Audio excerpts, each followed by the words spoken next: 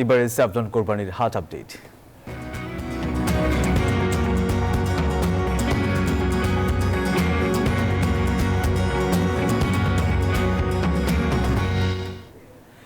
বিভিন্ন স্থানে জমে উঠেছে কোরবানির পশুর হাট। হাটের খবর জানাতে রাজধানীর তেজগাঁও থেকে এই মুহূর্তে আমাদের সাথে সরাসরি যুক্ত হচ্ছেন সহকর্মী মোহাইমিনুল খান।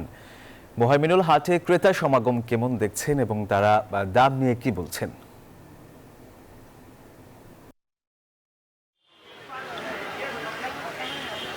ধন্যবাদ সোহাগ আপনাকে। আমরা কিন্তু এই মুহূর্তে আছি তেজগাঁও পলিটেকনিক কলেজ খেলার মাঠ কোরবানি পশুর হাটে, এবং এখানে কিন্তু সকাল থেকে আমরা দেখেছি বেশ ভালো বৃষ্টি হয়েছে।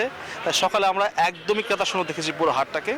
এখন কয়েকজন করে করে আসছেন হাটে, তবে বেশিরভাগই আসছেন মূলত গরুগুলো দেখার জন্য। আসলে কেনার থেকে বেশি দেখতে আসছেন, জানতে চাচ্ছেন গরুর দাম কেমন। সেক্ষেত্রে আমরা দেখেছি যারা মধ্যবিত্ত আছেন, যাদের বাজেট 1.5 লাখ থেকে 2.5 লাখের মধ্যে, তারা বলছেন যে এবারে গরুর হাটের গরুর দাম অনেক বেশি।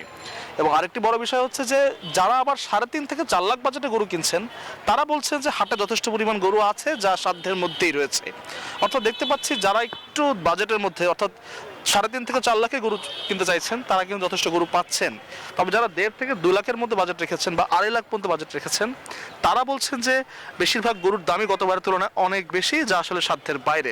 এবং একটি বড় বিষয় হচ্ছে যে এবারের হাটে কিন্তু আমরা দেখেছি যে বড় গরুর সংখ্যা সবচেয়ে বেশি। বেশিরভাগ গরুই গতবারও তোলা হয়েছিল, এবার আবার তোলা হয়েছে।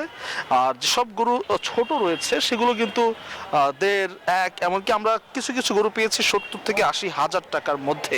এবং যে গরুগুলো আসলে 4.5 থেকে 5 লাখ টাকা করে চাইছে, সেগুলোর ওজন হচ্ছে আনুমানিক 9.5 থেকে 10 মণ পর্যন্ত। এবং যেগুলো আসলে 1.5 থেকে 2 লাখ বলছে, সেগুলো 4.5, 5 মণ পর্যন্ত দেখেছি আমরা। এবং এখন কিন্তু আসলে দেশি গরু অনেক বেশি। আমরা এখন পর্যন্ত কোনো ভারতীয় গরু বা বিদেশি গরু দেখিনি। তো তেজগাঁওয়ের পলিটেকনিক কলেজ খেলার মাঠের এই হাট থেকেই ছিল আমার কাছে সর্বশেষ তথ্য। ধন্যবাদ সোহাগ আপনাকে। মোহাইমিন, আপনাকে ধন্যবাদ। জীবনে প্রতিদিন প্রতি মুহূর্তে জীবাণুমুক্ত থাকার কন্ট্রোল হাতে রাখি বলেই আমরা নিশ্চিন্ত। সাভলন, জীবাণুমুক্ত প্রতিদিন।